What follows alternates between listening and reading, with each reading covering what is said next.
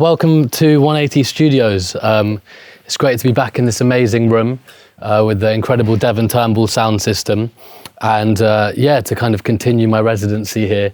That's been such a joy across the last year and a half, and it's such a joy to be exploring the music of Pakistan today, looking at the cinema culture and the history, and reflecting on an amazing road trip that I recently did. I've had a real kind of really special few years exploring and understanding the history of my roots, which is something that I felt so grateful for.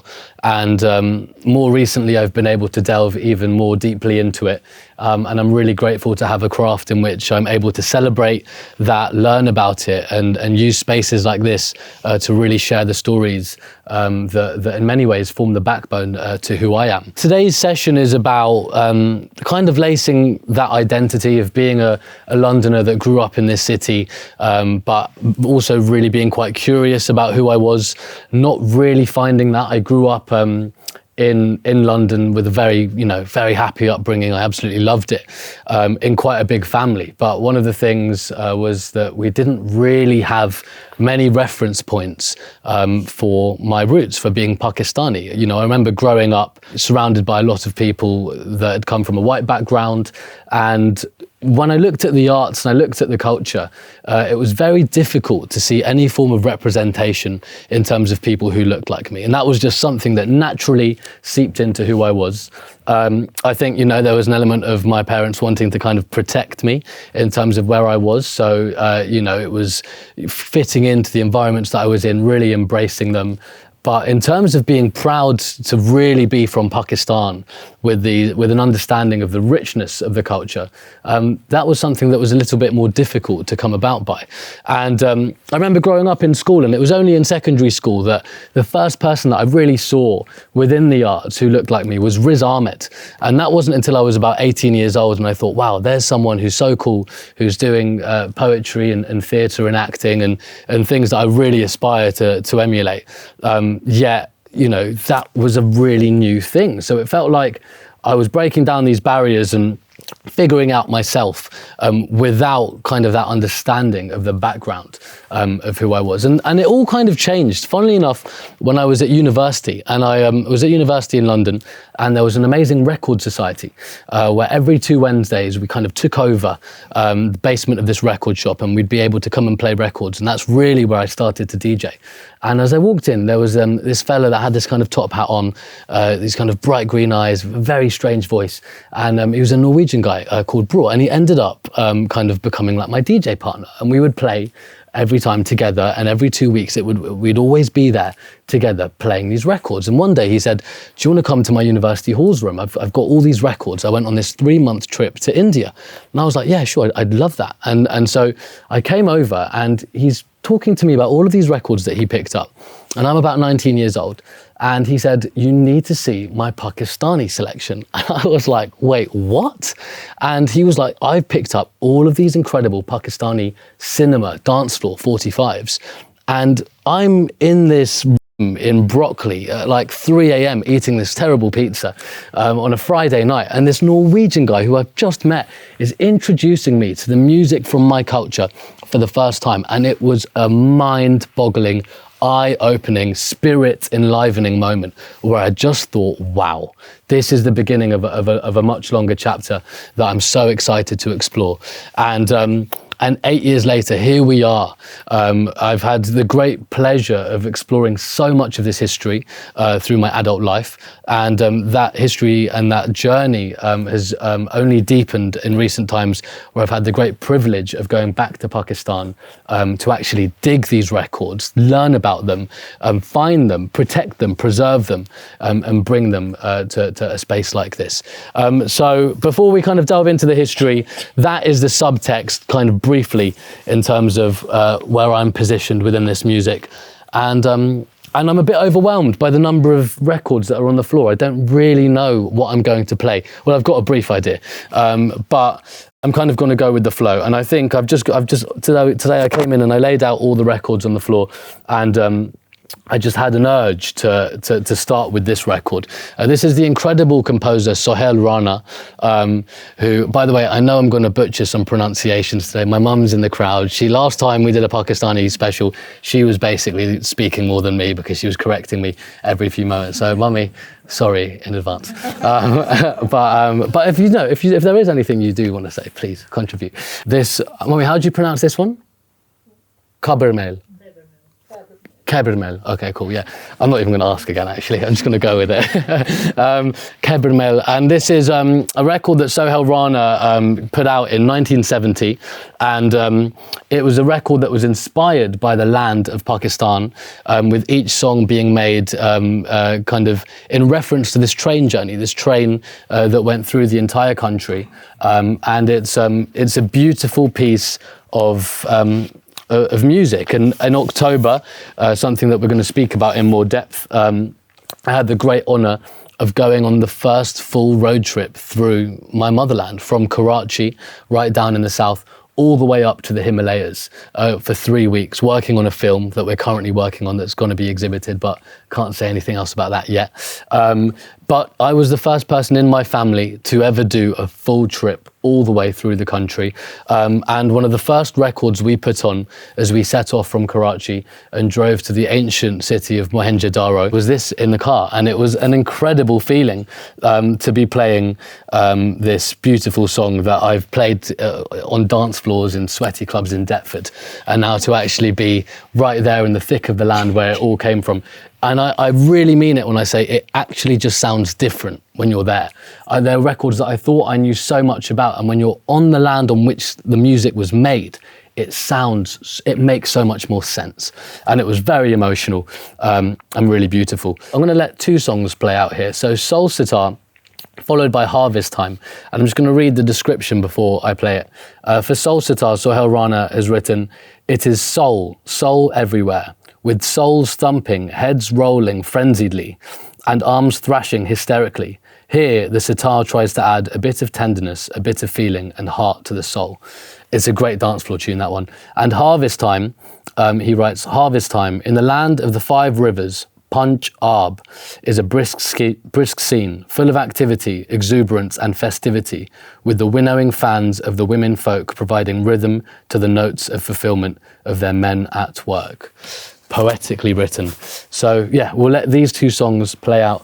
And as always, it's a pleasure to present the music on this incredible sound system built by Mr. Devon Turnbull from New York. So let's give this a bash.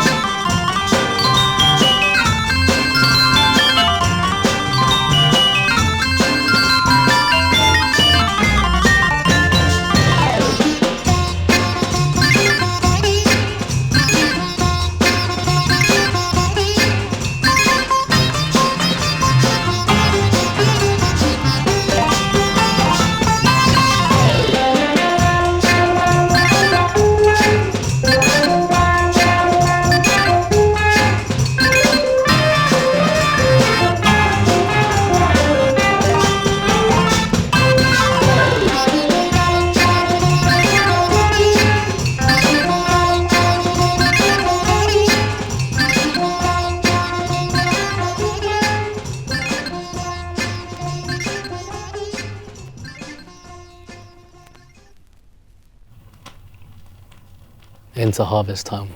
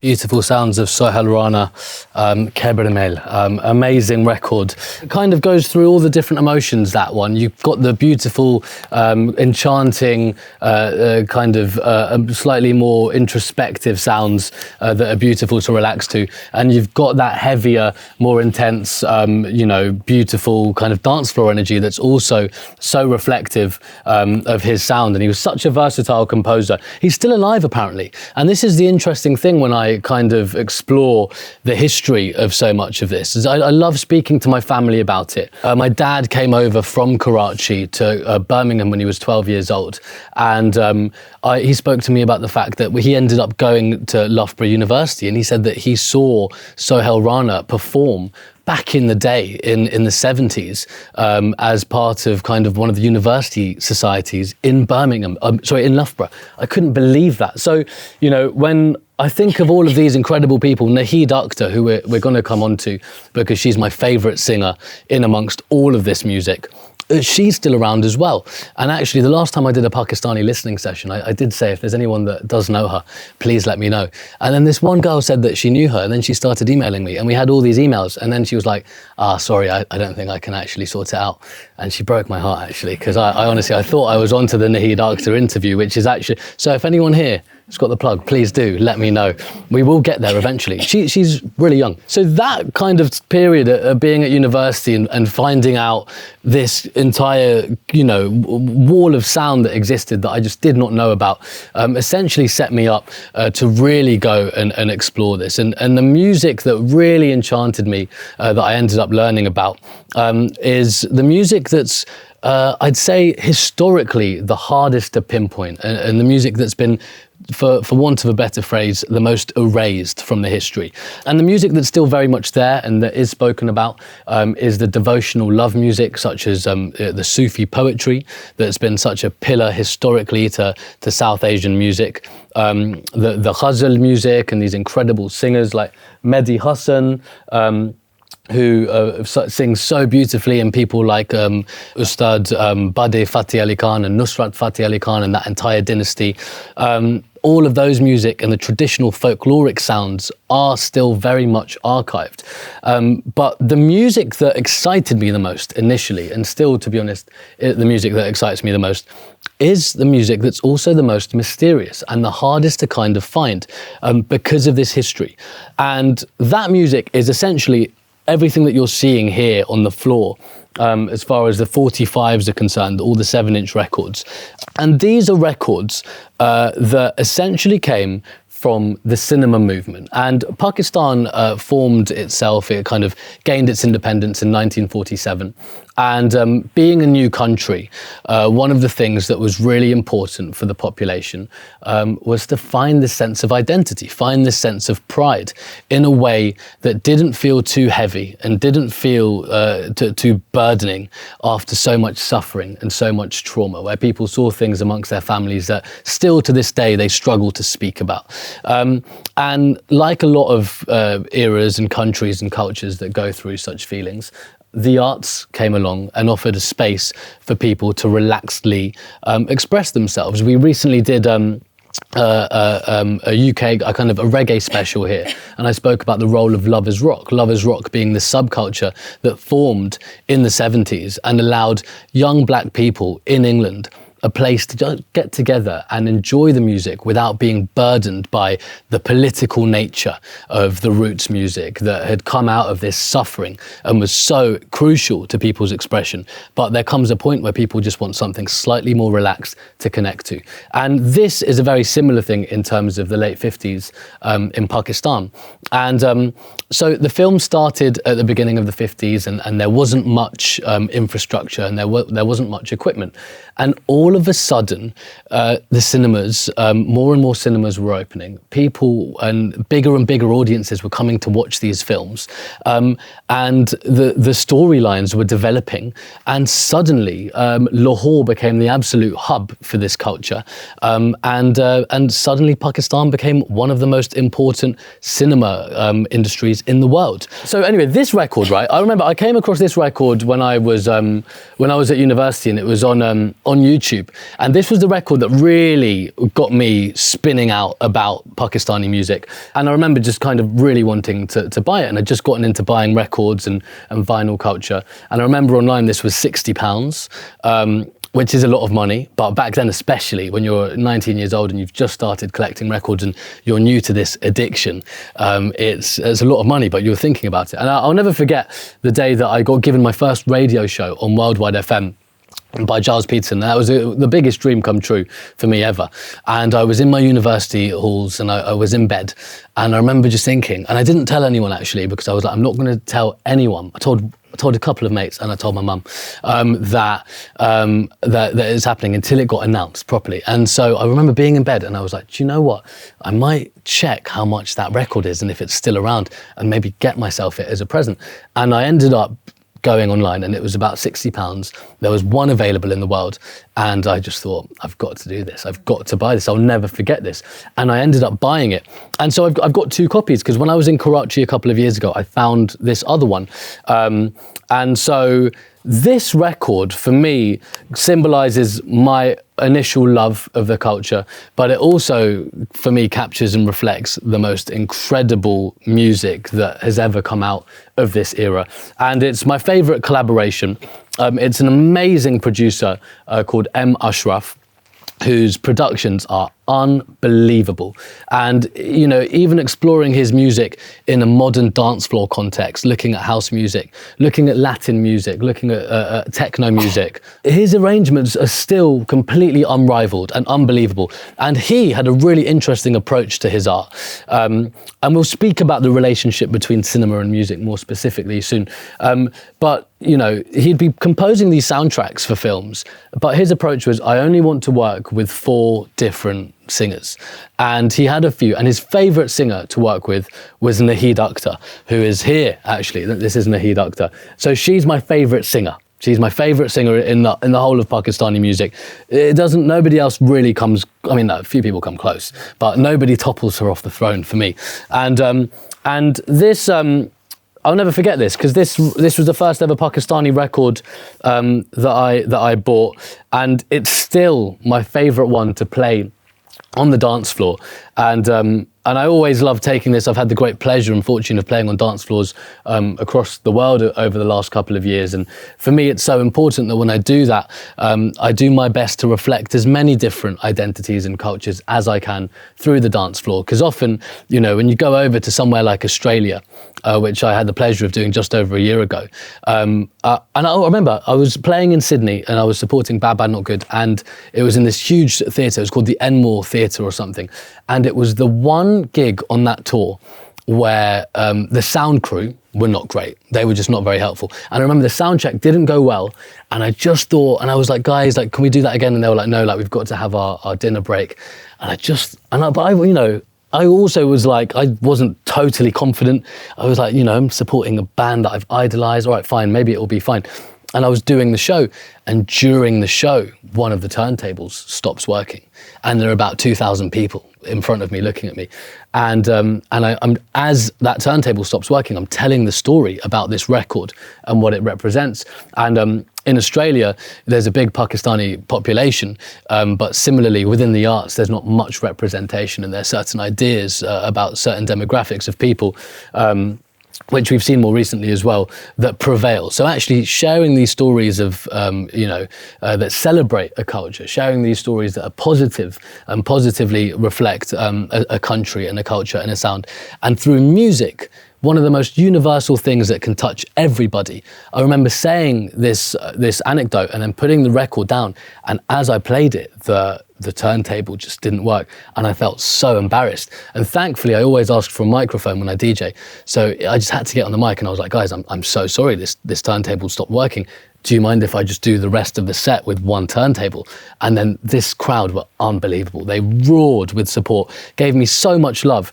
And to this day, every couple of months, I get a message from someone being like, what was that Pakistani song you played in Sydney? And some of them come to my gigs now, and they're like, we were at Sydney when that happened, and you played that brilliant Pakistani record. And I love that, because it's always when you tell a little story on a microphone before you play a song, people always remember that story if they like the song, and they'll remember where it was from. So I hope that, you know, when people think of Pakistan now in Sydney as well, it's that song that maybe creeps into some of their heads. So, well, it better be good now, isn't it, after that introduction? Don't worry, it's incredible. Naheed Akhtar and M. Ashraf with Ye Aaj Mujhke Kya Hua. Mummy, I hope that was all right.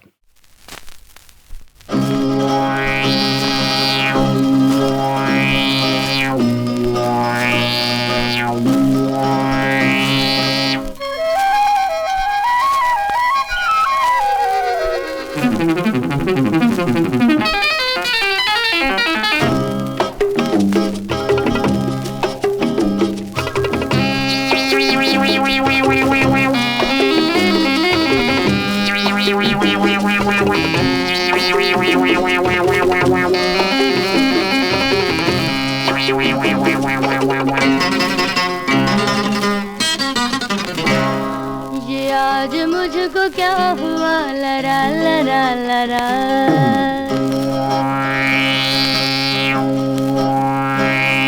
ये आज मुझको क्या हुआ लरा लरा लरा अजीब सा सुरूर है बदन नशे में चूर है अजीब सा सुरूर है बदन नशे में चूर है अगर मैं जाम तोड़ दूं किसी पे हाथ छोड़ दूं सुना मेरा मुआफ करना ये आज मुझको क्या हुआ लरा लरा लरा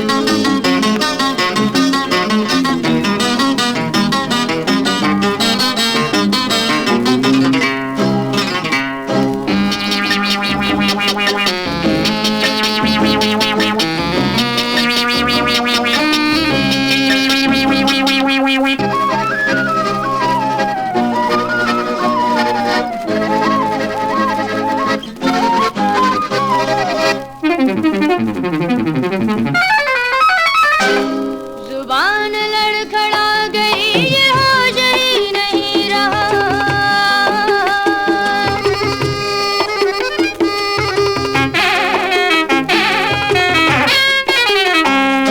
जुबान लड़खड़ा गई ये होश ही नहीं रहा न जाने तूने क्या सुना न जाने मैंने क्या कहा न जाने मैंने क्या कहा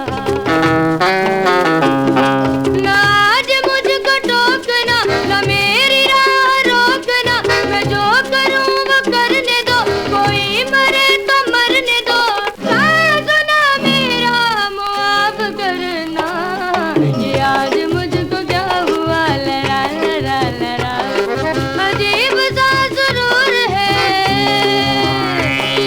बदन नशे में चूर है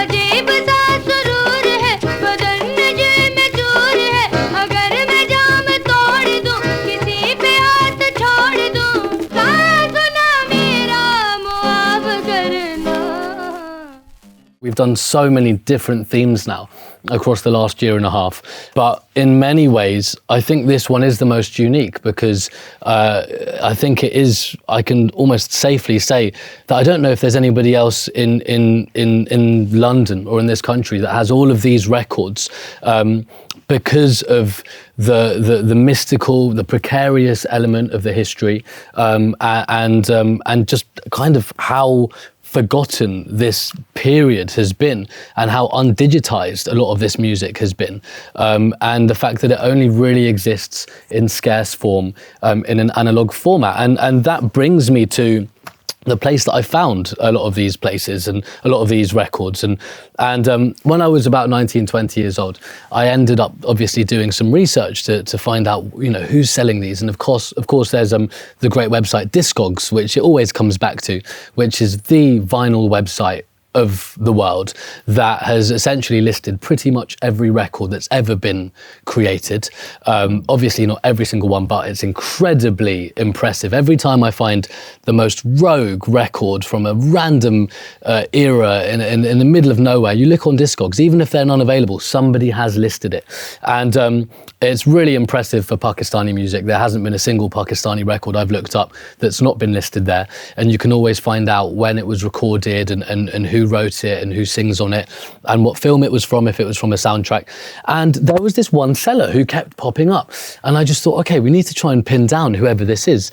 And did a little bit of research, a little bit of stalking, and I found this guy who was in Karachi, and his name was Hussein, and from the age of 20, I was messaging him, you know, being like, I need to kind of, you know, buy some of these records. And he was like, yeah, just let me know what you want. But of course, it's kind of really difficult to know what you want when you can't really feel them and play them and be next to them.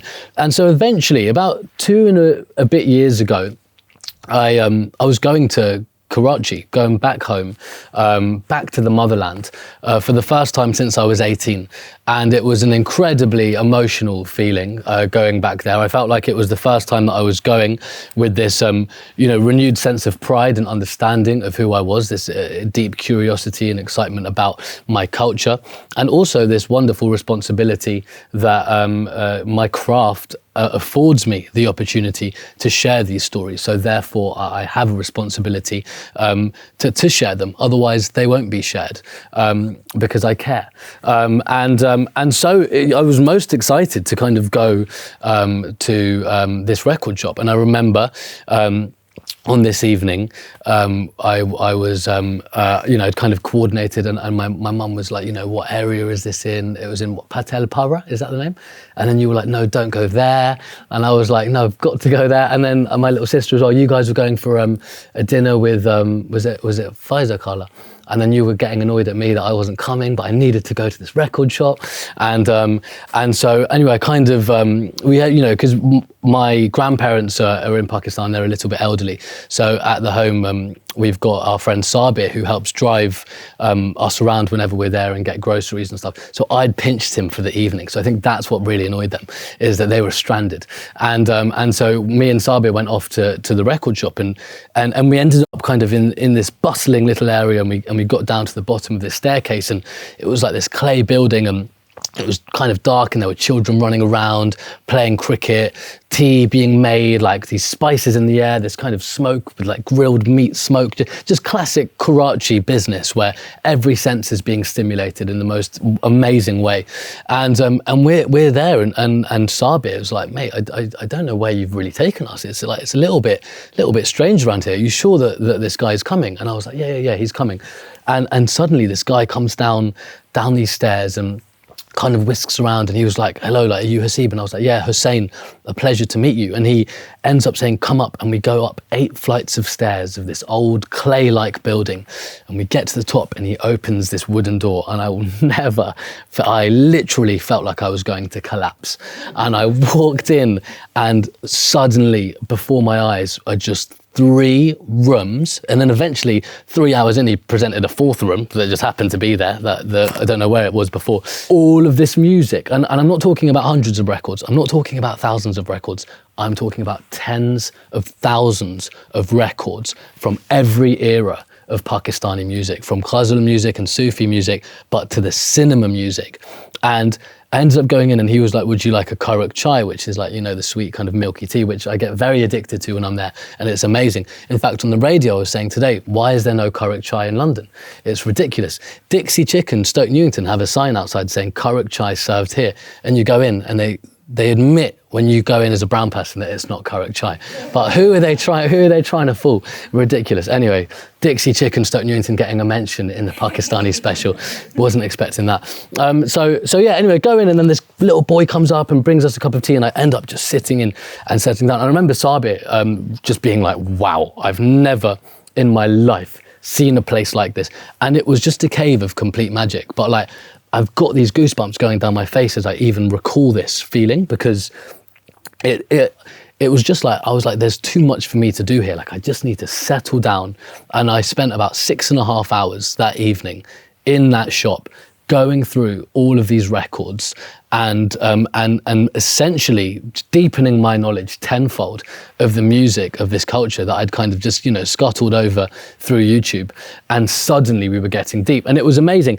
And it was actually this October when we went back on the road trip that we kind of, before we set off through the country, we went back into to the shop, and I went upstairs, and he was with his father, and his father's a really important man, Suleiman. He's in his 80s, and he's dedicated his entire life to preserving the history of this music. And shortly I'll speak a little bit about kind of the political intersection, because this music is it's spoken about as beautiful music and incredible soundtracks from these great films, but it actually really intersects with the Cold War in a really fascinating way that is absolutely not talked about, absolutely not taught.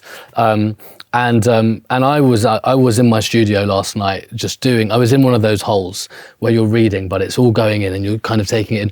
And I didn't get home until about 4 a.m.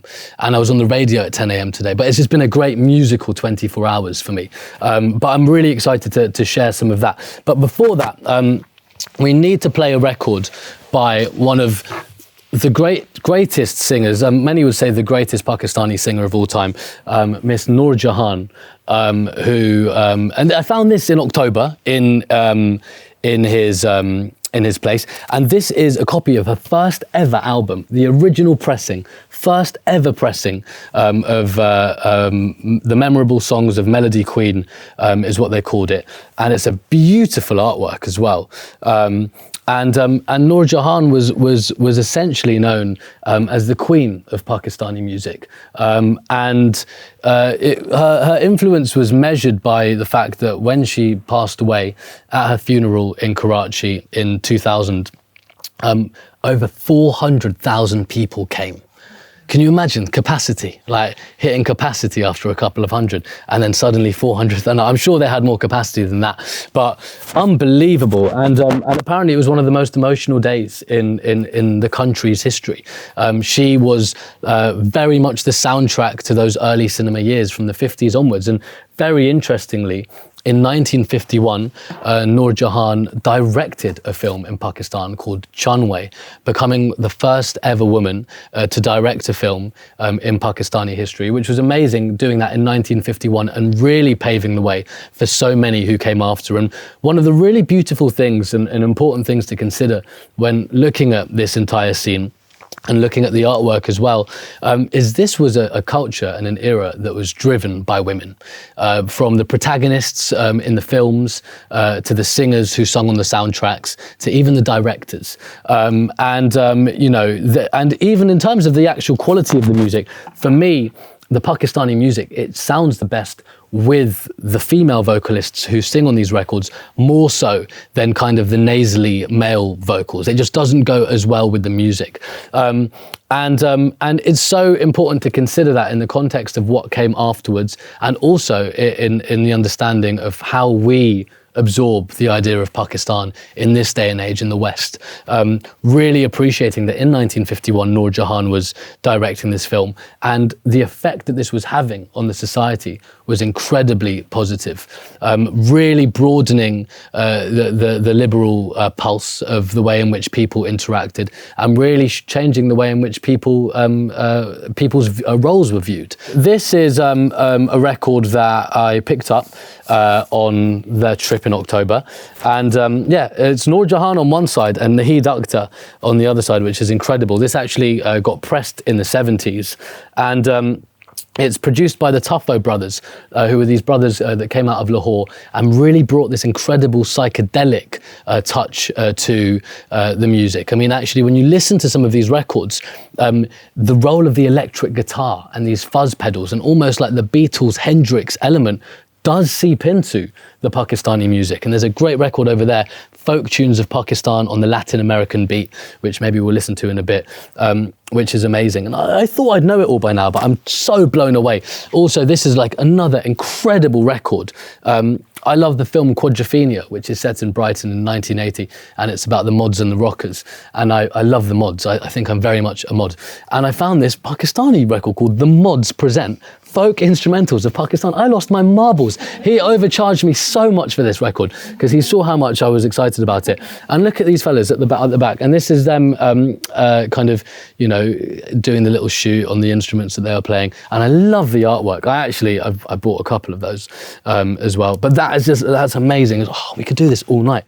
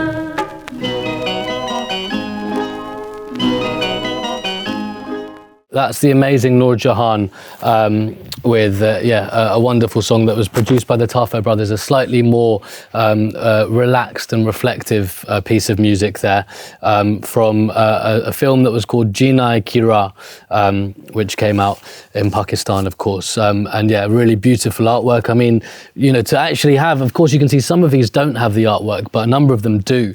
And some of the tunes I just didn't even like this record, I didn't like it, but I bought it because of the artwork, because that is just so beautiful. I mean, there's something has to get done. That has to become a poster or something. But it's amazing. Even this one, I remember not being the biggest fan of this, but I just thought she looked so cool. Oh, look, it says Haseeb. That's close. But yeah, also, yeah, I found this ring in Islamabad that says Iqbal on it. Can you believe that? I got overcharged for that because the guy saw me, and then I was like, I don't want it, and he was like, I was like, fine, I'll buy it. And yeah, he overcharged me, but it was definitely worth it. I actually got this. These two are from Pakistan, and then this one's from Deptford Market. But this one was from Karachi. It's actually from the greatest market that I've ever been to. And still to this day, I cannot explain this market. It's called Junnah Market. Yeah, very overwhelming market. Yeah, it's like I think that market is the market of all markets. And it's just like, it's this completely huge, bustling, donkeys running around, children going in every direction. And it sells everything you can imagine, from fabrics to ceramics, to stones, to spices, to food, it's ridiculous. And my dad grew up kind of really close by. So a couple of years ago when we went, he was like, he wanted to take me, my little sister, my little brother back to the area that he grew up in before he came to Birmingham, age 12. And when we were on the way there, we were like to him, when did you last go there? And he said, I've not been there since I left. And he's, how old? He's 71 now. So he hadn't been there for, this would have been about 56, 57 years or something ridiculous. And you know, he doesn't really get emotional. I mean, he never gets emotional, but he seemed a bit emotional that day, didn't he? We went to his primary school. He knocked on the door, and the schoolkeeper opened the door and allowed us to come in. And just our dad just started just grinning so much. He was like, "That's right. I used to bunk school here, and I had to go to maths over there, and all of this stuff." And he was like, "My dad had his tea shop over there," and you could see him kind of experiencing this level of emotion that felt, I don't know, felt really special for us to be there to just watch. And we recorded it. I recorded it on a recorder, or kind of everything that he was saying, and then we ended up going to Junnah Market, and I was like, "No way! Did you grow up here? This is crazy!" And everyone's always like to me, where do you get your energy from? I think I get my energy from Junnah Market in the blood, like honestly, because I got there and I was like, this feels like home. And I remember we were there, and one of the first things I said to him is when we got in, I was like, can we go to that ring stall over there? And he was like, we'll go there at the end. And I know that means we won't necessarily go there at the end. So I was like, okay, well, we better go there at the end. And at the end, we were walking back, and it was about 2.5 hours. We went all the way through that market, and it was unbelievable. And as we came out, I was like, I'll be like, can we go back to that ring shop? And he was like, yeah, cool, let's go. So we go and we sit down, and there are two people there that are serving, and we say hello, and they tell us that they're a father and son as well, and we're like, no way. And they say, look, pick a stone out of this bowl of stones, and pick a frame, and we'll make it for you here. And so there's so many beautiful stones, and in the north of Pakistan, so many amazing stones come from there. And I picked this beautiful maroon stone, and I said, what's this? And he said, this is a stone called Aqiq. It's the first one I picked, and it had this etching in it. And I was like, what is that? What does that say? And I gave it to my dad because I can't read Urdu. And he said, he looked at it and he said, that says Muhammad, which is his name. And I was like, no way. And a really unique name, that one, right? No, still, right? There weren't many other, maybe there were, but I don't know. Maybe they all said Muhammad on it somewhere. And I picked this frame, and I picked that, and this father and son just chipped it and glued it and made this ring for me. And so it's got his name on it. And in Islamabad, I was actually with my dad as well. So I've actually got my dad's name on my fingers. It's a little bit weird. It's not weird. That's not weird at all. But I need to get my mum's name on it now as well, and my name actually, which would be cool. Actually, when we were in Junnah Market in October, for the first time in my life, so I've never seen my name Haseeb on a keyring, on a t-shirt in Leicester Square, on a fridge magnet in Times Square. It's like never. And I'm always looking there. You see all the, I'm just like, I'm not even going to look. By the age of 6, I'd given up on that. And in October, in Junnah Market, when we'd gone back there, because I actually had to fix this ring because it had come apart, we went in and on an electricity generator, it said, Haseeb, electricity generator man, call him if you need. And I lost my marbles. The first time I've ever seen my name written, and I felt that representation that I didn't have when all I could see was Riz Ahmed, and suddenly that had come back around. So it was a really special moment, and you know, got to give thanks to Junnah Market. If you ever can, I really urge you to go there. So anyway, back to the records and the music after the kind of ring clothes interlude. You know, during this period of the 50s and 60s, when all of these films were being made, they were incredibly important because a lot of them were just love stories and romantic stories. Some of them were also kind of like naughty films that were pushing Pakistan into a place of tolerance of different subject matters, an appreciation of different people existing in different ways, and really liberating the society. And beyond that came stories that were also quite political. Pakistan became one of the first cinema industries in the world to start creating films that explored stories in places such as Palestine. It had a few films that came out in the 60s. One film that came out in 1969 called Zarqa, which explored the life of a young Palestinian girl with everything that she was going through and how she ended up taking her own life. And it's a very sad story. And it was a film that was spoken about as a very controversial film at the time. And then in 2002, the BFI, just across the water or over Waterloo Bridge, listed it as within the top 10 Pakistani films of all time, as far as its importance and storytelling goes. So it was really a time of imagination and creativity, and the industry was absolutely thriving. And the songs that were being composed on these soundtracks were equally incredibly booming and were going at such a rate.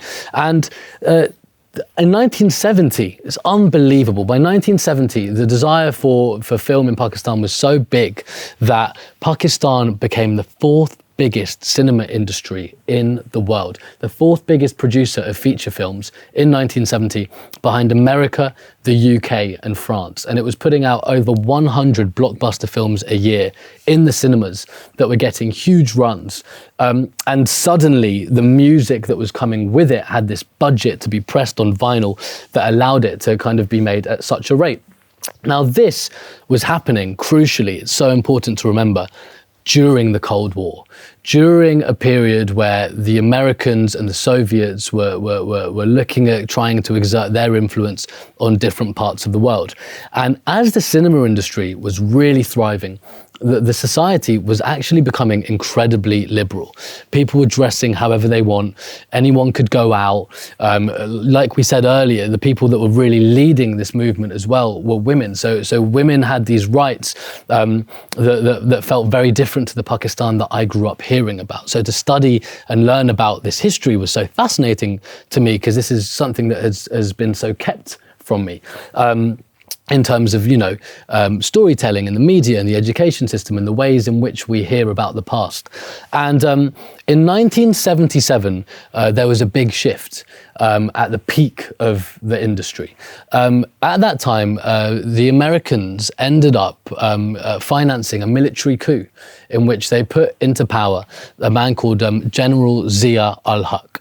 And he came into power, overthrew the previous administration, and essentially was instructed to rule with an agenda that was underpinned by radical Islamic law that was going to strip the people of the freedoms that they thought that they had in this thriving arts industry and new society. And the first, one of the first laws that he put into practice in 1979 was the Motion Picture Ordinance of 1979. And this was the central legal framework which was used to regulate, monitor and censor films. It required all filmmakers to prove that they had university degrees when many of them didn't. And they had to present scripts for approval and also provide large bank guarantees. And within a moment, all of that industry that was accelerating at such an incredible rate collapsed.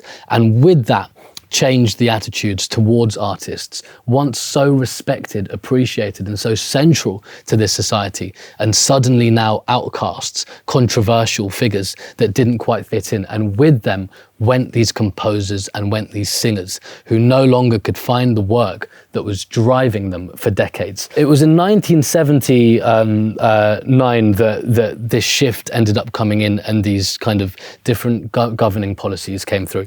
But it was in 1981 that Ronald Reagan's administration in America gave Pakistan a $3.2 billion 6-year aid package that was associated with this secret CIA kind of operation that's now written about. It's on Wikipedia. It's totally written about, and you can go and read about, called Operation Cyclone. This operation essentially was driven by the Americans, assisted by the British, amongst other countries too. And essentially it was underpinned by sending all of these arms into Afghanistan through Pakistan to these radical Islamic groups called the Afghani Mujahideen. And essentially the role of this regime was to train these radical youngsters into becoming terrorists and to get them to fight against the Soviets who were trying to invade Afghanistan and to fight against Afghanistan. And when the Americans didn't want because this was totally secret at first. This was one of the most expensive CIA operations in history. It's now all been revealed and you can see. But when this first happened, the Americans didn't want the weaponry to be Western weaponry because it would give away the fact that they were interfering. So it ended up being Israel, who had fought the Yom Kippur War a few years earlier in the early 70s, who had gained a huge amount of Soviet weaponry. And so they ended up giving all of this weaponry to America, who brought it over to Pakistan and fed it into Afghanistan, and essentially created these camps and these places and these towns and these villages that radicalized entire young populations of young boys and used them and that ideology that is often, of course, depicted as the enemy of the West, as the very source of what could defeat the threat of communism at that time.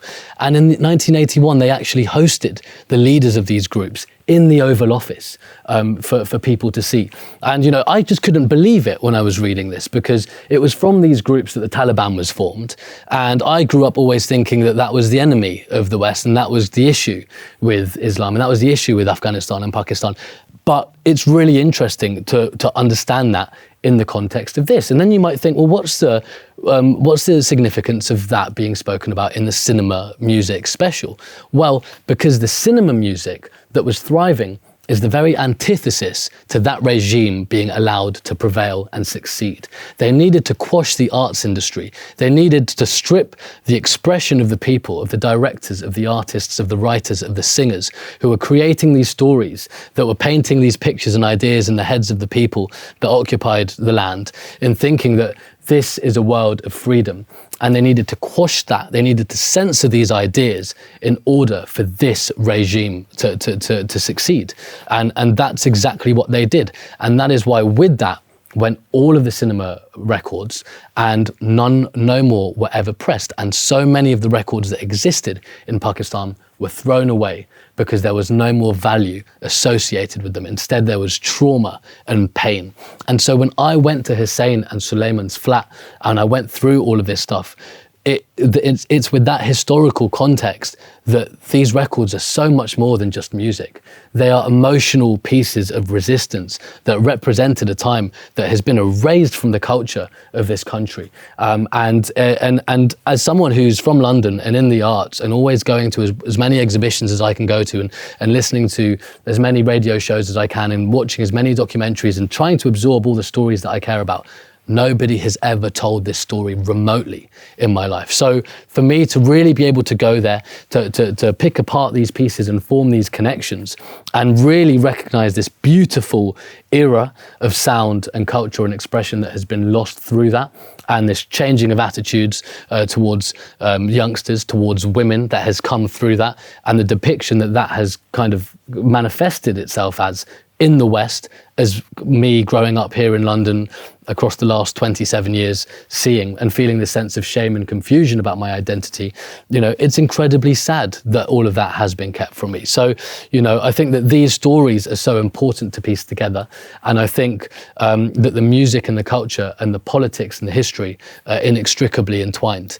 And it's so important to consider that within that entire history. Following that, I'm going to play this record, which I found in October at Suleiman and Hussein's home, and yeah, it's a singer called Rubina, my mum's name as well, and Jamil Kishwa and some others, and it was written by somebody called Khawaja Pervez, who's one of the greatest songwriters in Pakistani history. So even though there's a great sadness associated with that history that can maybe make us feel some sense of pain, I also think that there's a beautiful feeling of optimism and hope in the fact that we can gather in this room right now and connect to this history in person, in an analog sense, with this beautiful sound system, and be reminded of the things that bind us all together, stories and sound, rather than feeling this shame or this guilt or this pain.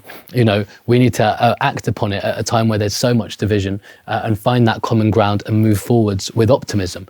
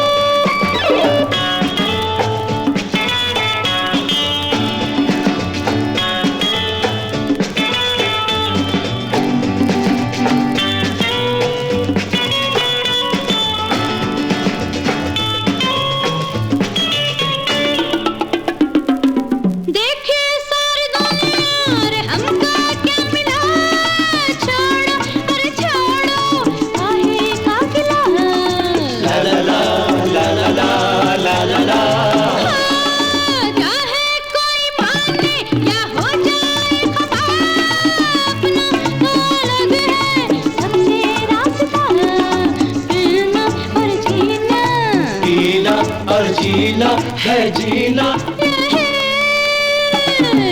Rita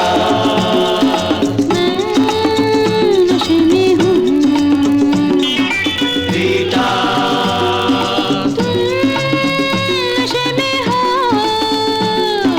Rita Rita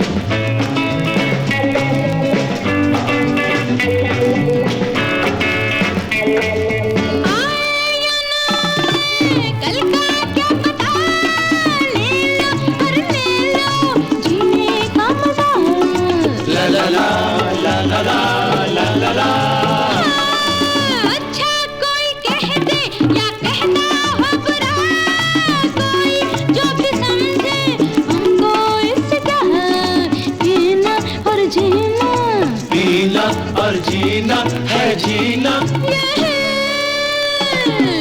Rita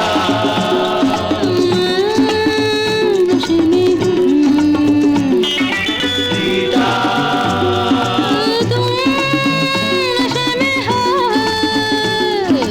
Rita Rita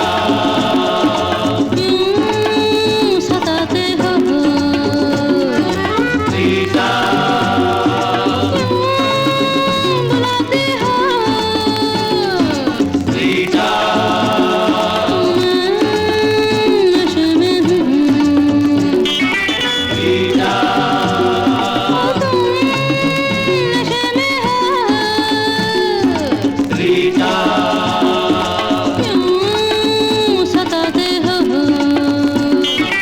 Rita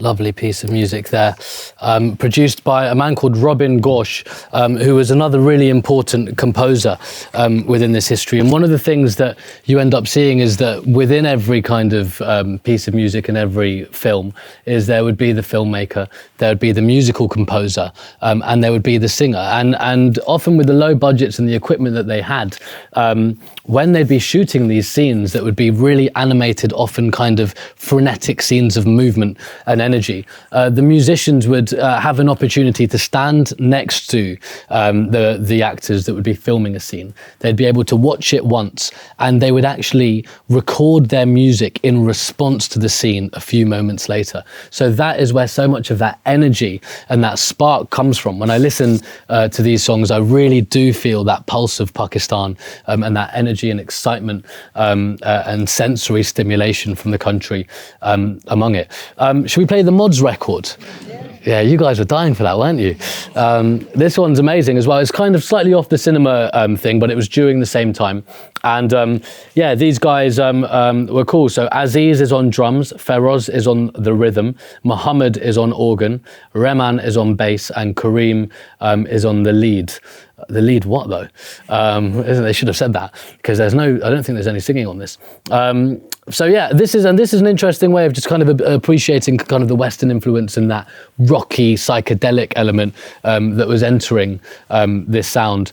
And for me, I mean, this is just a dream record because I love the Mods and I love Pakistan too. So I'll play these two songs on this side, Spring Dance and Garba Dance, which are cool.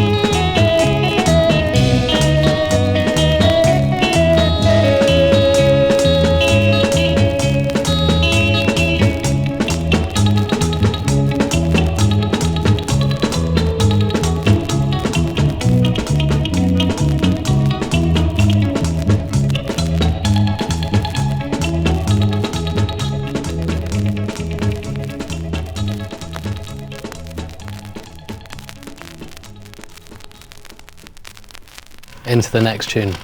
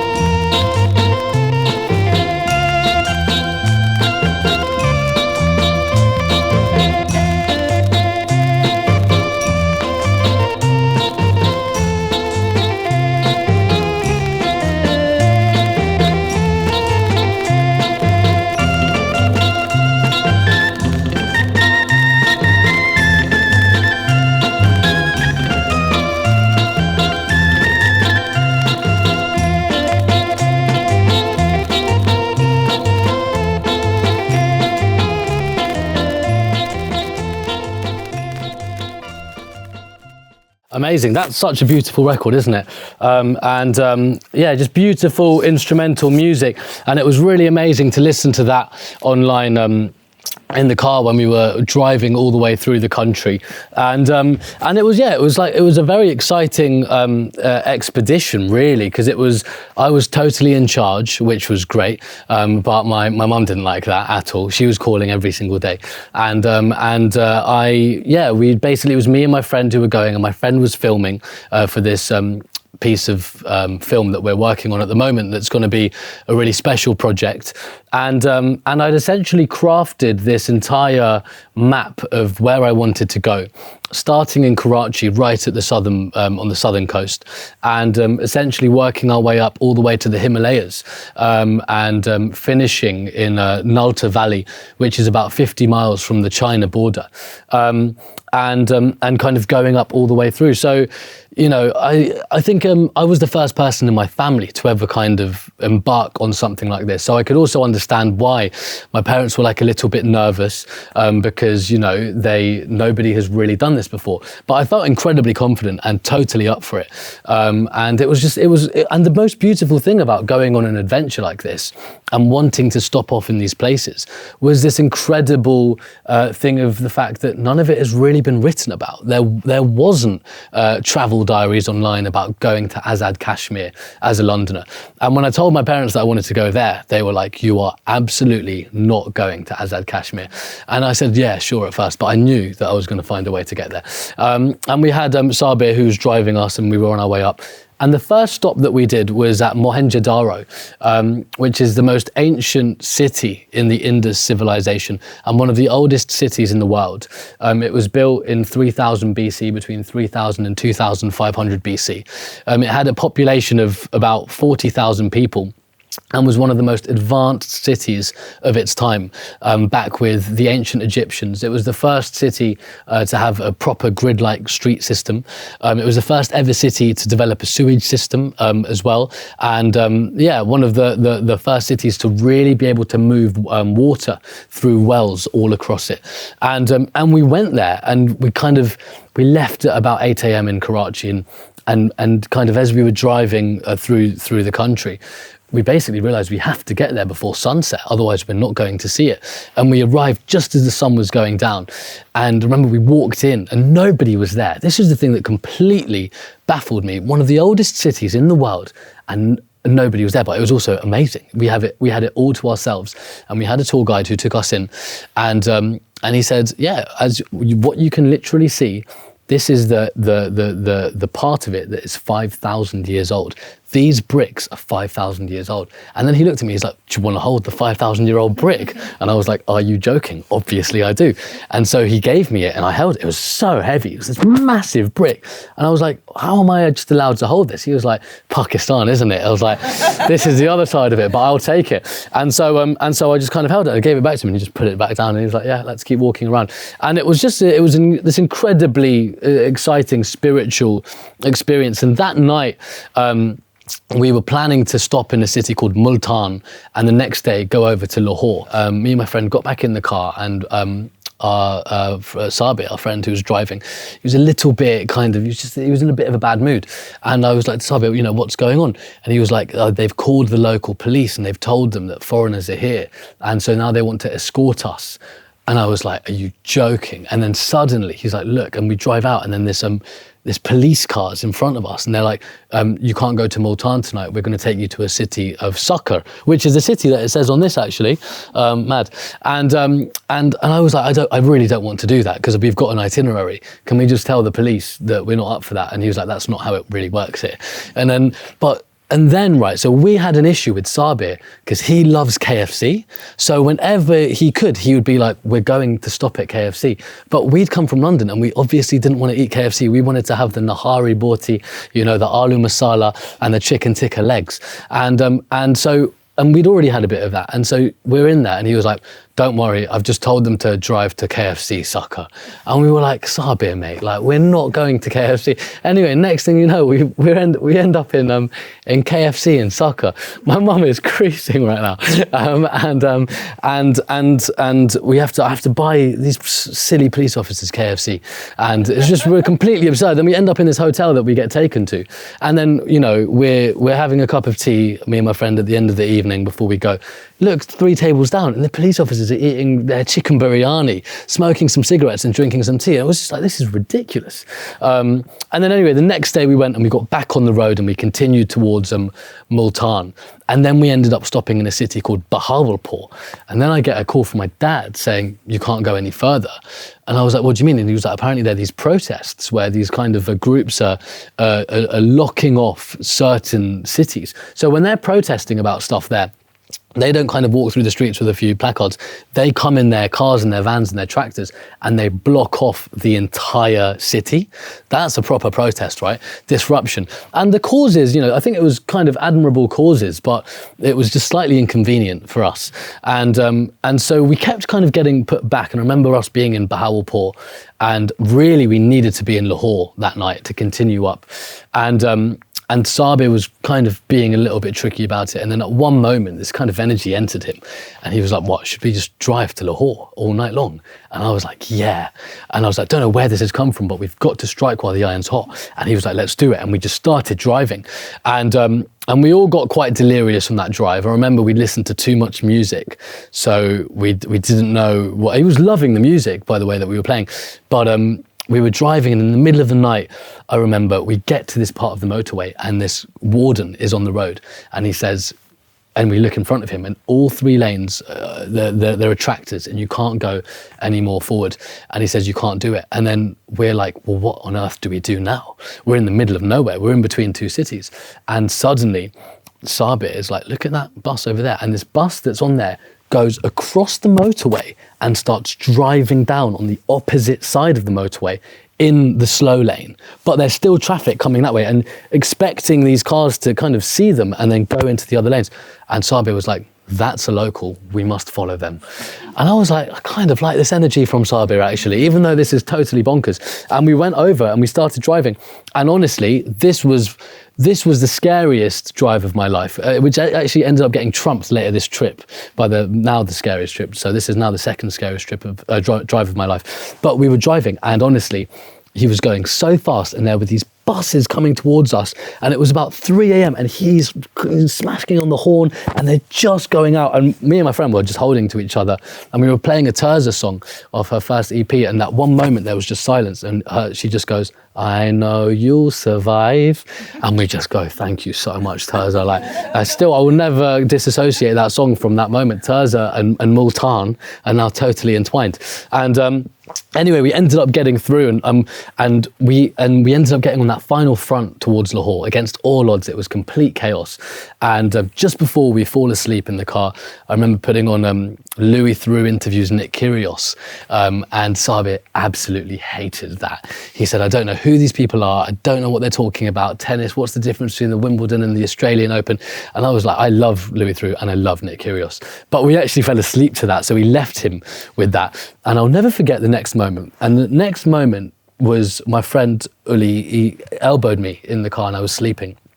And I opened my eyes and I absolutely gasped. The first thing that I saw was this unbelievable, huge, pink, rising, misty, protruding sun that was coming up above these fields, and this blanket of mist that felt this big from the horizon up the sky, and the sun just piercing through it, but bright pink. And Sabir, to his credit, said, do you guys want to stop? And Uli was like, we can see this later. I was like, no, we must stop. And we ended up stopping, and we crossed over the road. And at that moment, we looked down, and on the field were about 30 different boys, girls, men and women. This was about 5:30 in the morning, pulling corn from the ground with this sun playing, and this little 8-year-old boy bouncing around with a little boombox on his shoulder, playing traditional Pakistani folk music, and they were all just laughing and smiling. And the donkeys were all waiting on the side, and it was kind of the morning and it was just this sound of corn being pulled. Honestly, it was one of the most breathtaking sights that I've ever seen. We end up going down onto the thing and asking them if we could just help them pull the corn. And they were like, yeah, sure. We ended up spending the next 2.5 hours with them. Sabir went to sleep in the car, and we were just pulling this corn with these kids. And it was amazing. They were from such a, we went to spud them at one point with our fists, and they had never seen a spud before. This one boy's like, oh, what are you doing, mate? It's like, and then like we were searching for reference points. We were like, football? You like football? Messi, Ronaldo? And they just didn't know. And there was something so incredible about being somewhere where the reference points just did not exist. These were human beings living in rhythm with nature at one, and every single one of them looked so happy to be there. They were all smiling, and when we would speak for so long, they would just take the mick out of us. You could see we would take it, they would be laughing, you know, saying little jokes. But it was just this beautiful thing to witness, you know, in a world where we're moving at such a fast pace and we're all trying to get better and better and do the most that we can do and earn the most that we can earn. And on this treadmill that keeps us going with great excitement often, but also great stress. It was just so beautiful to observe this simple landscape of these children just enjoying pulling corn and looking so happy and looking so healthy as well. And we ended up leaving them and continuing over to Lahore, where we spent a couple of days. I had the great honour of going to the Haveli Barood Khana and was hosted by Yusuf Salahuddin, who is the grandson of Mr. Allama Iqbal, and who was the founding father of Pakistan as a poet. So that was a really beautiful moment. And it was from then that we wanted to go to Azad Kashmir. And I remember speaking on the phone to my mum and dad saying, listen, I really want to go. And I remember my dad saying, why do you really want to go to Kashmir? And so I've got a really dear friend, and essentially her mum is from a little village in Kashmir, and she arrived in the UK back in the day and has never really spoken about her upbringing in Pakistan, and it's always been a little bit mysterious. So when I met my friend, and we've spoken so much about this, you know, she is in search of these roots of where she is from, but finds it really difficult to find any kind of reference point. So the night before I went to Pakistan, I went to the Barbican, and I don't know if any of you guys went to the Dialed-In showcase at the Barbican Centre. You were there. Did you enjoy it? It was amazing, right? And it was Jobby, this incredible band who are really pushing it forward in Pakistan. It was Ustad Noor Bakush, the Benjor player, who's in his 80s and only recently got discovered at the age of 77 and is only now kind of having his moment, but loving it. It was this breathtaking night of Pakistani music, but I went with my friend. And that night she said to me, are you going to go to my mum's village? And I said to her, well, I didn't know that you knew what your mum's village was. And she was like, yeah, it's a village called Siak. And I thought, oh my gosh. And I looked at it on the map, and it was in between Lahore and Islamabad, kind of, on our way up before we got to the Himalayas. And I said, I could squeeze that in there. And so obviously so much of what you hear here is, you know, and if you go on the British Council website, you absolutely cannot go to Azad Kashmir. Any equipment that you're taking there as well is, you know, it can't be insured there. You're just completely advised to not go there under any circumstances. And I remember we were meant to go the day before, and then it didn't happen. And then this day we were in Lahore and we went to get food, and my dad called me and he was like, look, apparently these protests have gone up again. And I was like, listen, these protests, I'm sick of these protests, but also we managed to get to Lahore and you said that we couldn't get to Lahore. I think we should just go to Azad Kashmir. And he was like, do you know where you're staying? And there's only one guest house in this vicinity that was possible, called the Bin Umar guest house. And I was like, we're staying there. And he was like, I really, to be honest, don't think that you should go. And I was like, listen, Abu, I really want to go. And if anything happens, I take full responsibility for this decision. But at the end of the day, I'm 27 years old. I really want to go. I want to soak it right in. And this is a once in a lifetime opportunity. And no one in our family's ever been, so there's no reference point of safety. But please. And he was like, okay, fine, you can go. And we were actually meeting in Islamabad the next day, the day after that. And so I told Sabir that, and Sabir was like, really? And I was like, yeah. And we ended up driving out of Lahore. We stopped just on the periphery of Lahore as the sun was going down, and you had all these rice fields around us. And me and my friend had this conversation the night before, that it felt wrong to have Instagram on this trip, having these beautiful, incredible days and then going on your phone and scrolling and seeing too much of the rest of the world and that magic going away. So in that moment, we made this decision to delete it for the next 2 weeks, right then and there. And we deleted it, and this kind of unbelievable tension just kind of loosened from us. And the car went off, and this ridiculous lilac sunset presented itself. And we put this address in Azad Kashmir, and off we went. And suddenly the tension was unbelievable. The music was loud. Sabir was in a good mood, which was brilliant. And my friend and I were ready for this lifetime. And I remember as we got to the periphery of Kashmir, our car had to stop. this train went by, this kind of green wooden train, and outside of the train there were people hanging, and it was this ridiculous sight. And suddenly, maybe I'll have to play this one actually. Yeah. I can't remember which one though. Because we were listening to this as we got into Kashmir, and we got in, and automatically we were so scared. We just felt this incredible innate fear that just entered us. And we got out in the service station, and me and my friend were like, why is he looking at us like that? Like, what's going on? Like, we're in Kashmir, we're going to get kidnapped. And then we continued onwards. And as we arrived at our guest house, next to our guest house, it said chicken cottage. But like not a bootleg chicken cottage, like an actual chicken cottage, chicken shop, like Swiss cottage, chicken cottage, with the complete logo and everything. And we just thought, wait, what's going on here? And we go and we check in our bags, and we come out, and then we're like, well, look, there's a beautiful traditional restaurant across the road, let's go there. And we go, and it's closed, and we're starving, and the only place open is Chicken Cottage. And we're like, well, this feels really wrong. We're in Azad, Kashmir.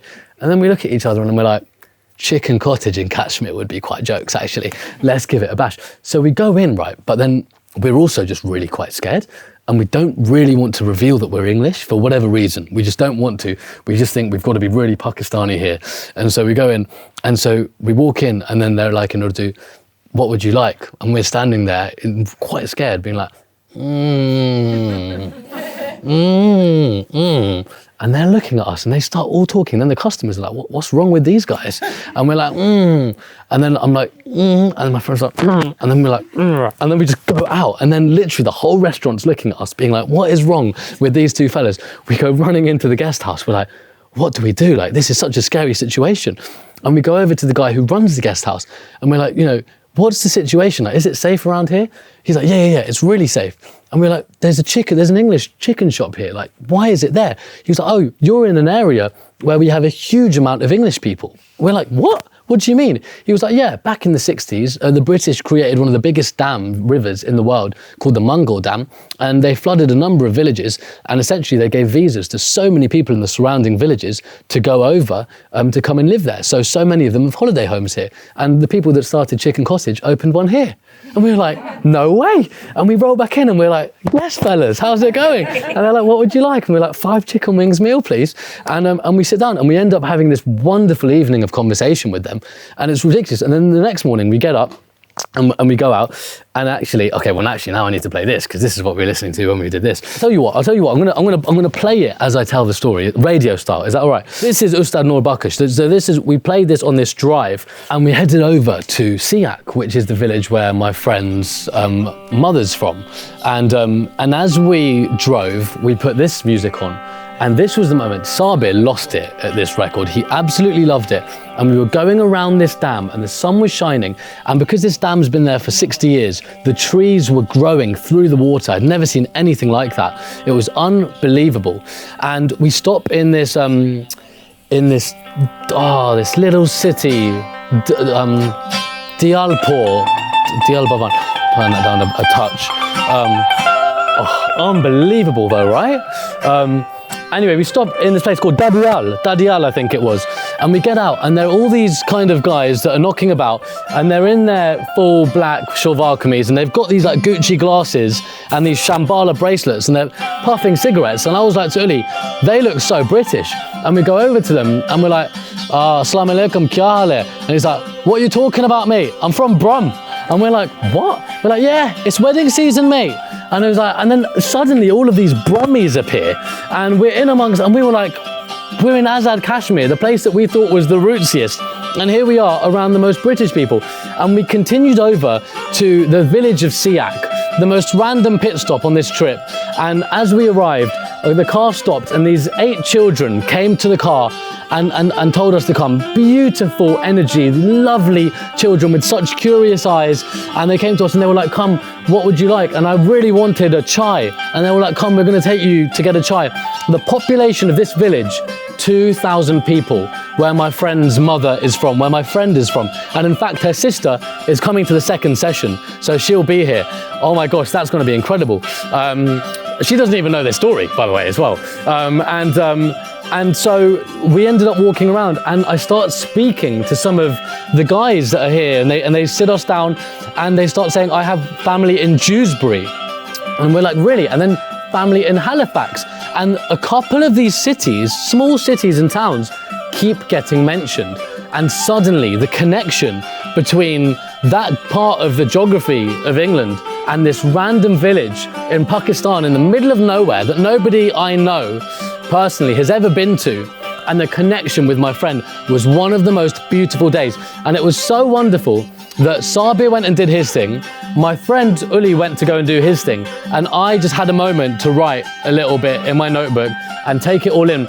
And this great grandma, her son, her grandson, and her great-grandchildren, before we split up, came to me and Uli at the Chaiwala and said, come to our home. And they welcomed us into their home. They sat us down, they gave us fruit, and we ended up speaking. And they asked, why are you here? But I didn't go into the details because it's not my place to, I didn't know what the story was. But they were so confused that we were there. And we came back, had our own time, and we had this beautiful meal, and back we went into the car, and we drove to Islamabad before the next day, continuing onwards to the Himalayas, where we had the most remote experience that you could ever imagine.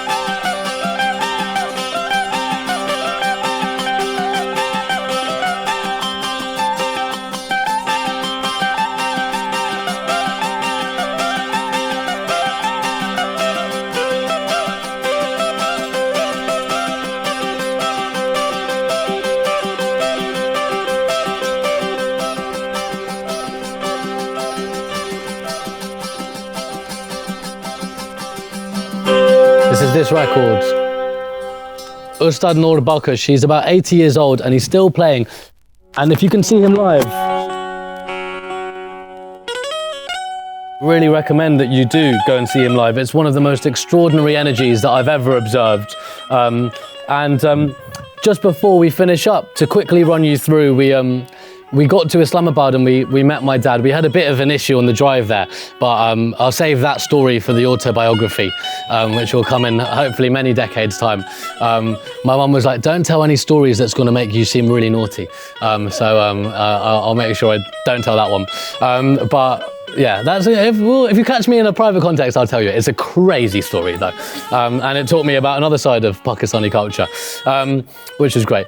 But yeah, we met my dad in Islamabad and spent some time there. And then he ended up joining us for the final part of this road trip, and he'd never gone to the northern part of Pakistan. And we stopped in a place called Naran. We went 10 hours up and we stopped in Naran and spent the night there, and suddenly we were in the Himalayas. Beautiful part of the world. I didn't even know the Himalayas were in Pakistan until I was far too old. I didn't even associate Pakistan with such ridiculous nature. And as we continued up, I was completely blagging this route, by the way. It's kind of, whenever I do a travel, I just go on Google Maps and I zoom in, and if it looks good, we just pop it in there. So I popped in a place called Naltar Valley, and the plan was to maybe go to a place called Hunza Valley afterwards. We left Naran and we had a 12-hour drive to do this day to get over to Naltar Valley, and we went up a really beautiful mountain, one of the highest mountains in Pakistan, and we could see K2, which is the second highest mountain in the world and the tallest mountain in Pakistan, and this beautiful sunset catching it. We saw the snow for the first time, and we continued onwards, and we arrived in Naltar Valley. And as we got there, I remember I had my headphones in, and we were kind of at the end of this 12-hour drive. No one was really talking to each other, and I'd found this place that we could stay. And that morning in Naran, when we'd called them, they were like, "Can you please pay us 50% before coming?" And we were like, "Well, no, but we're going to come, but just in case something happens, like we won't do that." And so as we're kind of there, we're driving on this thing, and my dad, I've never seen any fear in my dad ever. And all of a sudden, I kind of hear, I don't even think I've told you this yet, Mummy. I hear this gulp so loud through my earphones. I'm like, what's going on? I take these earphones out, and my dad is like, I turn it down slightly. He's like, "Haseeb." I'm like, "Yeah." He's like, "The road." And I was like, "What do you mean?" He was like, "Look outside your window." And we were on this road and no cars were around us. We hadn't been near a car for a long time. And we were on top of, the beautiful thing about this journey is we were by the Indus River. But we started, when we left Karachi, Mohenjo-daro is on the Indus River. So can you believe 3 weeks later, we're still in the same body of water, which is so beautiful. Anyway, we were where the Indus River met the Naltar River. And we were on this road. And actually, people had told me, locals in Lahore and Islamabad, don't go to Naltar Valley because the roads aren't right at this time. But for some reason, I just ignored that completely. It all came back to me in that moment. I didn't tell anyone that the roads weren't right, but the locals told me. I think I'd learned to completely refute authority on this trip. So anything I was advised to do, I was like, I'm not listening to them. And suddenly I look out of the window and the road, you can see where the yellow lines are. About a third of the road on the left had collapsed and there had been a landslide. The yellow lines had just gone down and there was about that much space between our tyre and the Naltar River. And I genuinely felt like my dad was actually acknowledging the worst case scenario. And I've never felt that from him ever, as you know. And I was like, this is completely insane. And he said, "Haseeb, where have you booked for us to stay?" And I was like, it was the most remote place that I could find, but apparently the nature's beautiful. And anyway, now was not the time for this discussion. Sabir is in full focus, and anyway, it's complete silence. We all take our earphones out, me and my friend, and we're just thinking at any moment, if this road wants to, it looks like Sabir is saying it's a fresh landslide. This just happened a day or so ago. We're literally going and we're in the hands of the gods, and we continue over and we have to go over a bridge that takes us over the water. And on that bridge, the road had collapsed as well. And there was about that much space between the wheel on both sides on the collapsed road. And it was quite a big car. And we continued over and we got in and we ended up in this village, and we couldn't find how to get to this place. And we end up seeing a local and nobody is around. We are in the mountains. We're 5,000 meters above sea in the Himalayas. And we asked this guy, where do we get to this resort? And he's like, "You've got to go over there." So we go over this other bridge, up this hill, down this really slim road, and we arrive. And then as we arrive, my dad says, "They want you to pay 50% up front because half the people die when you get there." And I was like, "That's exactly right, you're right."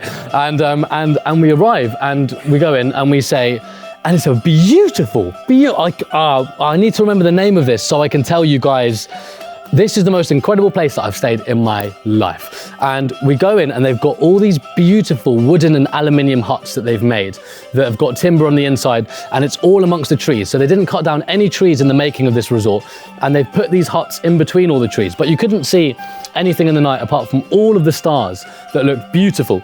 And so we're like, let's all go to bed, and in the morning we'll go and we'll work it out. And the plan was to stay there for one night and to go to Hunza the next day.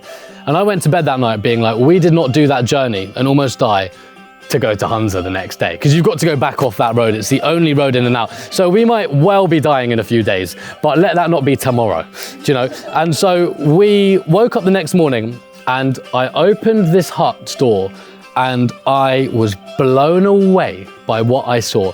This panoramic view of the Himalayan mountains around us. And I don't even know with language how I can describe this. With the film, you're going to see this, but it didn't make sense within shape, as perspective. What we could see did not make sense. There was a village that was operating on this Himalayan mountain, but it looked like a Wes Anderson film that had been edited, because you could see the people moving, but you could see all the coloured huts that looked like kind of chess pieces. It was ridiculous, and the sun was shining, and you could see snow in the distance. And I woke up and I was like to the rest of everyone, I was like, guys, we've got 4 nights. We were meant to do 3 nights in Hunza. I think we should spend the rest of the trip here before we go back. And we were all in unanimous agreement. And so we extended it with the hotel. Nobody else was staying in the whole hotel for the whole time we were there. And we spent the next 4 days walking around this beautifully remote part of Naltar Valley. And we went to the place that I can definitely call the single most beautiful place in my life that I've ever been, a valley called Shingo. And this transformed nature for me. I thought Hampstead Heath was mad, right? And then I went to Shingo, and you get into this place, and we kind of go over to the Blue Lakes. They're the Blue Lakes of Naltar Valley. And we got into the Blue Lakes and we get driven. You have to go on this Jeep, and this Jeep is like that. You've got to be able to endure this really rocky, stony path for about 45 minutes. And we get there, and me and my friend are there, and we're doing some shooting, and it's quite cold. And suddenly this 87-year-old mountain man appears from nowhere and has this kind of operatic voice. And he's like, almost sounds annoyed, but it's just the way that he speaks. And he's like to me and my friend, he's like, do you want to come with me? Do you want to come with me? And we were like, yeah. I was like, yeah, I want to come with you. I was like, where? He's like, just come with me. I was like, and then my friend was like, but where? I was like, he's going to just take us. And I was just like to my dad, we're going to just go with this fella for a little bit. And so this guy, he's just like, give me all of your stuff. But we were like, no, you're so old. But he's one of these kind of mountain men that almost like the Sherpas, sorry. The Sherpas who kind of, go and can really take all the equipment of the climber and go and do these incredible climbs and basically just go against total expectation of what's humanly possible. And so he ended up taking the tripod and some stuff, and he was walking, and we had to do this crazy rock climbing, and there were just these pyramids of rocks. So we had to go up one and then down another, up one and then down another. And it was like a wonderful workout. And on the final one, we came down, and I cannot describe to you guys what we saw. It was like a few miles, several miles of just round valley, snow at the top of the mountains, water streaming through, and this kind of palette of just earthy brown beige stone in between the blue of the sky, the beige of the ground, and the blue of the water, and the white of the snow. It was unbelievable. And we ended up just spending about 2.5 hours there. I went off and sat on a stone and just took a moment, and eventually he was like, we've got to go back, and we ended up going back. And it turns out my dad had the most extraordinary afternoon with this 7-year-old called Sanaullah, who my dad was like is one of the most impressive boys that he's ever met. And he said that he was so poetic, and said that he feels so lonely sometimes and goes and sits with nature and just watches. There was just this incredible sense of detached from the city emotion that bound us together, and this beauty of my dad having never left, gone into the north of Pakistan ever, and obviously me being able to almost take him there and have this moment together. And it was just incredibly emotional. And we spent a few days there. And would you believe it, the next day we came out of our hotel resort to go for a little, we'll call it a resort, it's like a hut. It came out of it to go for a walk through the local village. And these 2 boys, 2 cheeky little 9-year-old boys were like, we're going to give you a tour. We're going to give you a tour. Where do you want to go? And we were just like, yeah, just take us to like a high point. And they were like, yeah, sure. And this one boy is like, so where are you from? He's got this kind of cheeky sparkle in his eye. And we were like, we're from London, like, and he was like, what have you done? And we were like, we went to Shingo yesterday. He was like, Shingo, Shingo, a place very close to my heart. My family are very much in Shingo. And he was like, who did you see in Shingo? I was like, we got taken by this 87-year-old man called Mumsed. And he starts laughing so much, and him and his friend just lose it. They are just laughing. And I was like, what's going on? And he was like, Mum said, Mera Dada Jan, my granddad. And I was like, no way. And he shows us a photo of him and Mumsed. And who would have thought 24 hours after getting taken on this tour by this 87-year-old, this 7-year-old's giving me a tour, and it happens to be that fella's grandson. Totally unbelievable. And we spent some time with the people in the mountains, just really watching how they kind of operated. We got invited into their homes. We got to eat food with them. They apparently produce some of the best French fries in the world there. So they're all these chips, that are there. It's so random, right? And because it's the China periphery, they're also dumplings. So you've got momos and chips and chai. Banging combination. And it was exactly what you want when you're kind of really cold and you want to just feel warm and enlivened. So yeah, I'm gonna play the rest of this song and then gonna say goodbye, and then I'm gonna have to do this all over again. Ustad Nur Bakosh. This is what we were listening to on that journey through the Himalayas.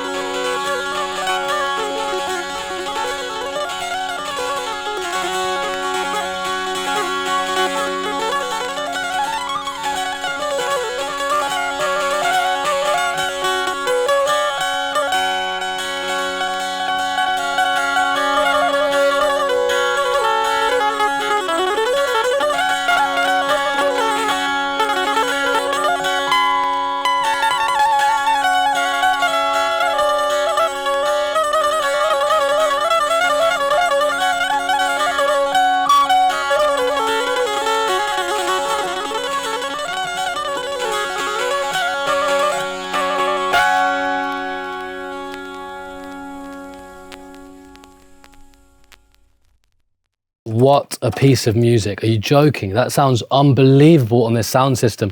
I'm so grateful for this as a kind of the vessel that can transmit the sound that we're hearing. It's been such a joy to explore this story with you. I was a bit nervous about how we'd layer the history alongside the personal reflections and if it would make sense, but I think we kind of got there in the end, and it was cool to really share you know, a lot about that travel. I think we all experience so much, but there aren't enough spaces in which we can reflect on those experiences collectively and have probings and questions and reflections and go more deeply into it. We're always moving at such a pace. So I think that this residency has been such a reminder and such an inspiration of the importance of pausing, slowing down, being able to absorb music and stories in a midweek sense that marries theatre alongside sound system culture, two of my favourite ever things.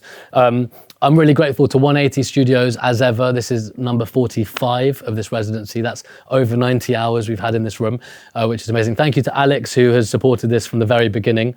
Really appreciate it. Thank you also to Pav for filming this. This will be on YouTube. The Vinyl Police will be after me because they don't like the way I touch records, apparently, from the last few years. They've been at me. I've had to stop reading the comments. My mum told me, don't read the comments, so I won't. Thank you to my mum for being here as well, and to my little sister Lily, great to have you here. And thank you all so much for coming. It's been such a joy. It's been Haseeb Iqbal, the Pakistani road trip reflection. And yeah, thank you so much for coming. Appreciate it.